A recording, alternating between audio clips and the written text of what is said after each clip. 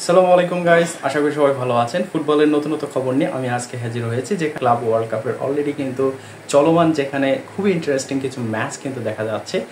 যদিও এখানে বেশ কিছু চমকপ্রদ ম্যাচ দেখা যাচ্ছে, যেখানে বড় বড় টিমগুলো, যেগুলো ইউরোপিয়ান বড় টিম, সেই টিমগুলো কিন্তু আমেরিকান বা অন্যান্য ছোট ছোট টিমের কাছে, যেগুলোকে ইউরোপভাবে খেলছে, সেখানে কিন্তু তারা ধরা পেয়ে যাচ্ছে।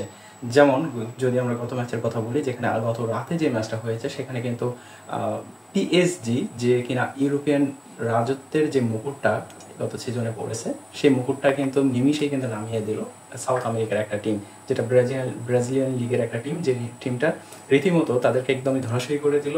যেখানে 75% বল পজিশন রেখেও কিন্তু বোতাফেগের কাছে কিন্তু হেরে বসলো পিএসজি।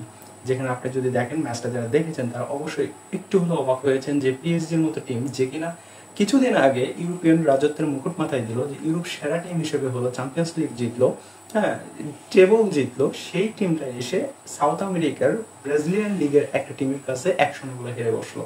এবং এখানে যদি ম্যাচটা যদি আপনি টেকনিক্যাল আমি বিশ্লেষণ করি, সেখানে আমি বেশ কিছু বিষয় আপনার কাছে তুলে ধরবো।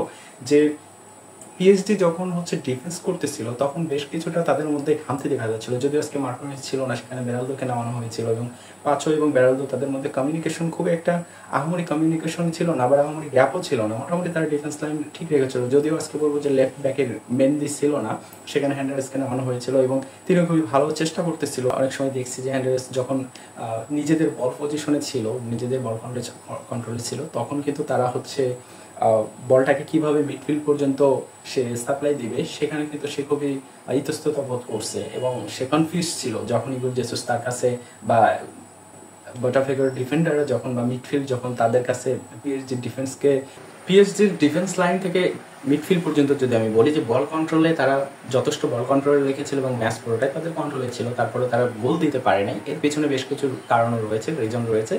প্রথমত যদি আমি বলি, যেখানে পিএসজি নিচ থেকে খেলা বিল্ড আপ করে, এবং সেটা কুইক কাউন্টারের মাধ্যমে। হ্যাঁ, আমরা অন্যান্য সময় যেটা দেখি, রিয়াল মাদ্রিদ বল পজিশনিং নিয়ে তারপর নিচ থেকে খেলা বিল্ড আপ করে কাউন্টারে যায়।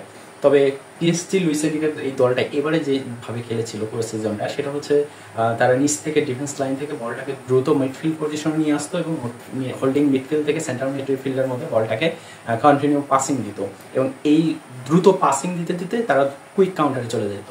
এবং হোল্ডিং মিডফিল্ডার এবং ডিফেন্সিভ মিডফিল্ডারের কাজ ছিল পিছনের ব্যাক লাইনটাকে সামাল দেওয়া, এবং ডিফেন্স লাইন থেকে দুজন মিডফিল্ডে এসে ব্যাকআপ দেওয়া।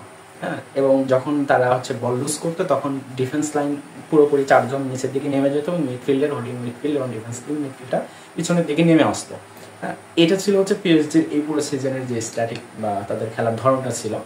কিন্তু গত ম্যাচের কথা যদি বলি, সেখানে যখন পিএসজি অ্যাটাকিংয়ে যাচ্ছিল, বল লুজ করতেছিল, তখন কিন্তু তারা ডিফেন্স লাইন নেমে আসতেছিল, বাট বলটা তারা যখন আবার নিচ্ছিল, নিজেদের কন্ট্রোলে নিচ্ছিল, নেওয়ার পরে আমরা দেখেছি যে হ্যান্ডারেস কিন্তু বেশ কিছু সময় বলটাকে কিভাবে মিডফিল্ডে দিবে কনফিউশনে ছিল। সে বলটা ওখান থেকে কিন্তু লুজ করতেছিল, যেখানে ইগোর জেসুস কিন্তু তার কাছে যাচ্ছিল, আর্থার তার কাছে গিয়ে কিন্তু প্রেশার ক্রিয়েট করতেছিল। এরপরে যদি আমরা অ্যালেনের কথা বলি, যে অ্যালেন মিডফিল্ড থেকে হ্যান্ডারেসকে কিন্তু প্রেশার ক্রিয়েট করতেছিল, পাঁচও সেখানে বেশ কয়েকবার মিস করতেছিল। সো এই জায়গাটা থেকে কিন্তু বল তারা পিএসজি লুজ করছে, এবং এখান থেকে কিন্তু একটা